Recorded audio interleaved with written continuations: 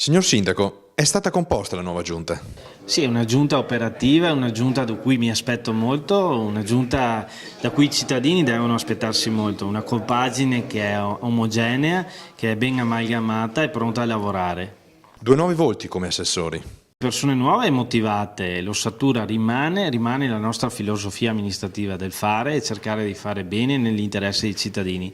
Ringrazio tutti quanti i consiglieri di maggioranza perché sono stati veramente incredibili, sono stati comprensivi, sono stati disponibili fino all'ultimo momento. Sono veramente contento di essere accompagnato da tutta questa squadra di amministratori perché credo che la passione e la voglia di fare alla fine porterà buoni risultati per tutto il nostro comune. Quali novità per il prossimo quinquennio?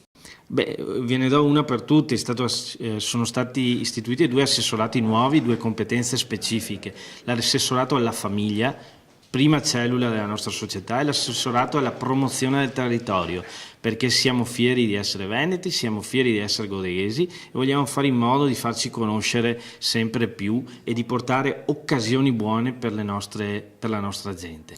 Abbiamo un programma che è ricco di iniziative.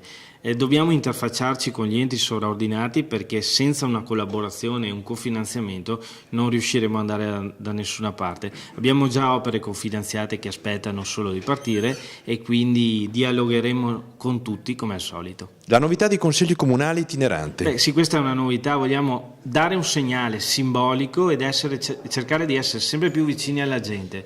I consigli comunali non saranno solo più al palingresso, ma gireranno per il comune, negli edifici di proprietà pubblica e cercheremo quindi di dare un segnale, di avvicinarci con l'organo più importante dell'istituzione comune, il Consiglio, a tutti i cittadini.